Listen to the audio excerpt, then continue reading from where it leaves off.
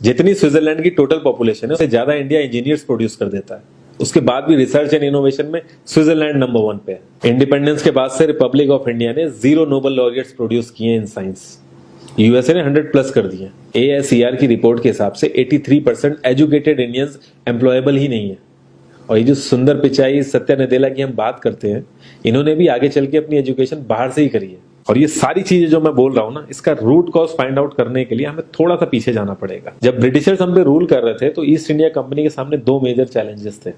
एक, communication with Indian, दूसरा workers और क्लर्क्स की बहुत जरूरत थी उन्हें। फिर थॉमस बेविंगटन मैकॉय ने हमें इंग्लिश एजुकेशन एक्ट ऑफ 1835 दिया, जिससे उनके दोनों पर्पस पूरे हुए। पहला, उनको बंदे चाहिए थे जो चुपचाप डेस्क पे बैठे, अपना काम करें, क्वेश्चंस ना करें और ज्यादा क्रिएटिव ना हो। Second, communication in English. English सबसे ज्यादा बोले जाने वाली लैंग्वेज नहीं है, उसके बाद भी इंग्लिश एक लैंग्वेज की बजाय एक क्लास बन गया इंडिया में।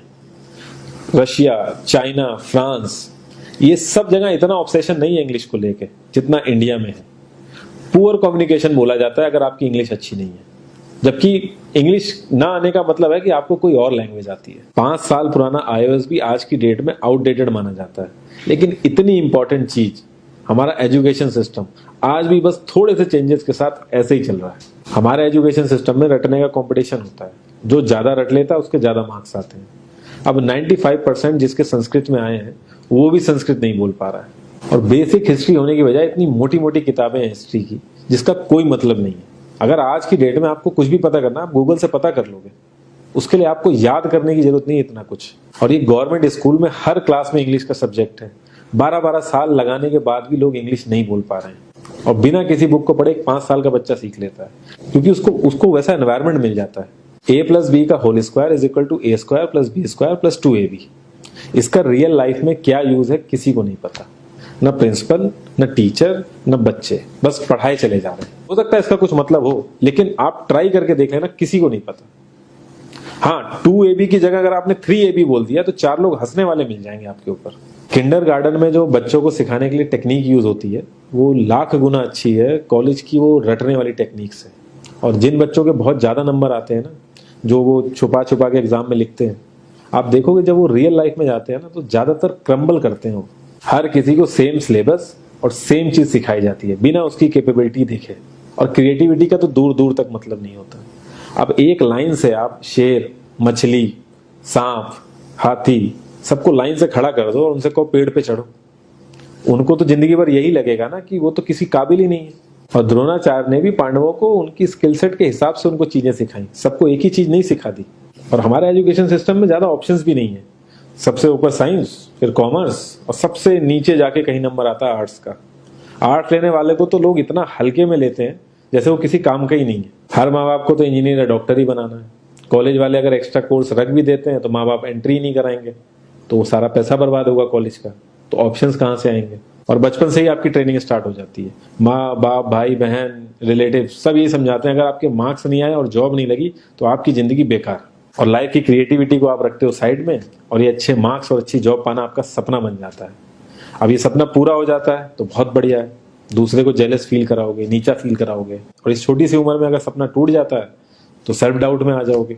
इतना बाहर वाले आपको नीचा नहीं समझेंगे जितना आप खुद की नजरों में गिर जाओगे। आप किसी भी 4-5 सक्सेसफुल आदमियों के बारे में सोच के देखिए जिन्हें आप बहुत सक्सेसफुल मानते हो या जिनकी तरह लाइफ आप जीना चाहते हो।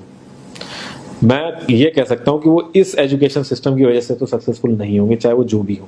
धीरू भाई अंबानी, विराट कोहली, आमिर खान, नरेंद्र मोदी, ये सब हमारे इस करंट एजुकेशन सिस्टम के ट्रैप में नहीं फंसे। इन्होंने खुद सीखा, खुद एजुकेट हुए और खुद आगे बढ़े। किसी कंपनी के सीईओ को अगर ये कहा जाए कि आप अपनी कंपनी के सारे डिपार्टमेंट में इंटरव्यू दीजिए, तो कोई गारंटी नहीं है कि वो सारे डिपार्टमेंट के इंटरव्यू निकाल लेगा। और ये भी हो सकता है कि वो आधे से ज्यादा डिपार्टमेंट के लिए क्वालिफाई ना करे एजुकेशन वाइज, लेकिन वो पूरी कंपनी चला सकता है। तो ये जो एक स्किल है, इसके बारे में बात क्यों नहीं होती? लोग अपनी 25% से ज्यादा जिंदगी इस करंट एजुकेशन सिस्टम में लगा देते हैं ताकि अपने से कम पढ़े लिखे आदमी की कंपनी में जाके उसके सपने पूरे कर सकें। इंडिया का जो करंट एजुकेशन सिस्टम है, अगर वो इतना ही अच्छा है तो जो भी सेलिब्रिटीज हैं, पॉलिटिशियंस हैं, वो अपने बच्चों को बाहर क्यों भेज रहे हैं पढ़ने के लिए? इनफैक्ट पॉलिटिशियंस के साथ तो ऐसा करना चाहिए जिस एरिया से वो जीते हो उसी एरिया के गवर्नमेंट कॉलेज में उनके बच्चों को पढ़ना कंपलसरी हो जाए, तभी वहां के गवर्नमेंट कॉलेज सुधर सकते हैं। 368 प्यून की जॉब के लिए 1.5 लाख ग्रेजुएट और 24,968 पोस्ट ग्रेजुएट ने अप्लाई किया। मैं IAS PCS की तो बात नहीं करता हूँ, वो तो एक पैशन की बात होती है, लेकिन कुछ लोग 5-5, 6-6 साल से तैयारी कर रहे हैं कि कोई भी गवर्नमेंट जॉब मिल जाए उन्हें। उनसे पूछोगे क्यों ऐसे इतने टाइम से लगे हुए हो, तो वो एक ही चीज बोलेंगे कि जॉब सिक्योर है। मतलब आप काम नहीं भी करोगे तो आपको निकाला नहीं जाएगा।